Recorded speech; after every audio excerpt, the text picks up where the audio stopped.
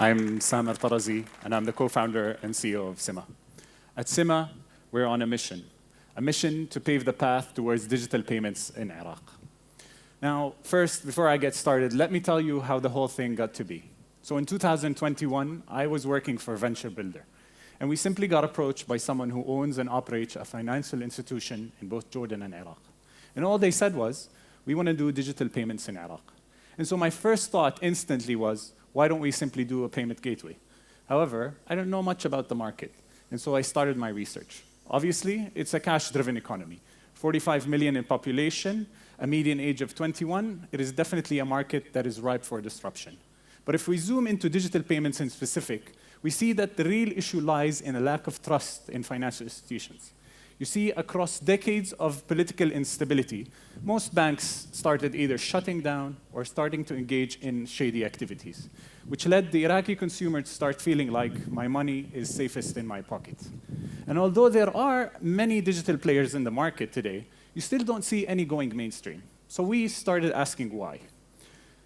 The real issue really was that they all launched into the market, catering solely for the technology without finding a real use case. And so my co-founder Ghassan, who's a veteran Iraqi dropshipper, and I decided to experiment and pinpoint that use case. We created a page on Facebook and Instagram simply and placed some ads to allow users to message us and order from the Chinese website Shein. And after 6 weeks of chatting with hundreds of customers, our $350 of ad spend were transformed into $130,000 in sales. There was no question in my mind. Iraqis wanted to purchase products from international brands. And this was the stepping stone we needed to penetrate the market. And so, with that, the first phase of Simma commenced with an aggregated marketplace that allowed them to shop the world. They simply log into our app, select the brand they are interested in, and start adding the items they desire to their cart.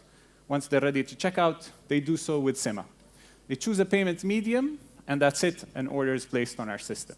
We then, in a semi-automated manner, place an order on their behalf, ship it, and deliver it right to their doorsteps.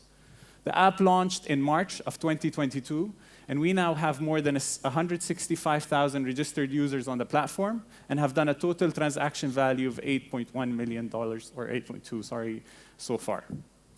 Let's fast forward to 2023, where we actually launched our second phase, which was all about moving the consumer away from cash. So we launched the Simma prepaid vouchers and wallet service, and we've been changing behavior ever since. We've sold $1.6 million worth of these prepaid vouchers, and for the past 9 months, we've been successfully able to transfer 30% of our total monthly transaction volume to be paid through the wallet. Let's recap. We found massive demand in the market and catered to it. This enabled us to build a highly targeted user base of online spenders. And now we know quite a bit about them with their payment and purchasing behaviors. However, most importantly, we earned their trust.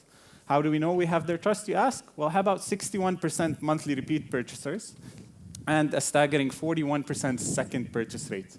Do not forget, they are also trusting us with their money.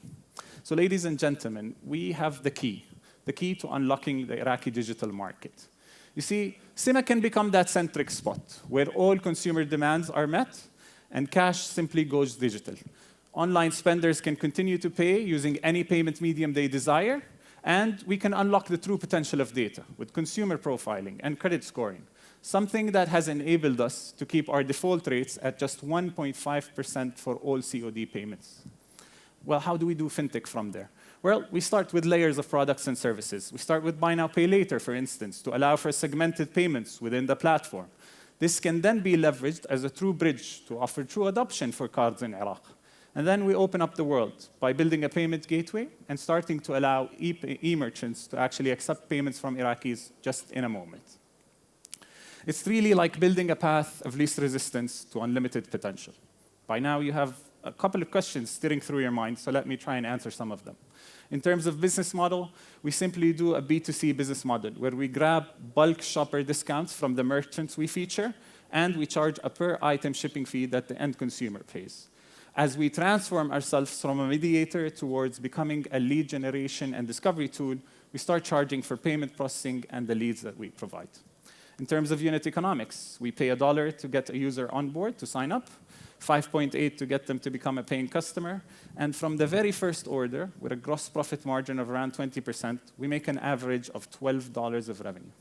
This strong financial model has allowed us to generate operating profit just 12 months after we launched into the market.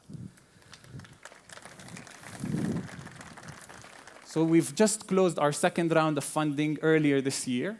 And for the next 6 to 9 months, we're going to be validating with a couple of financial products and services through partnerships. After which, we'll open up a new round towards grabbing licensing and exponential growth. Join us as we get Iraq the innovation it truly deserves. Thank you.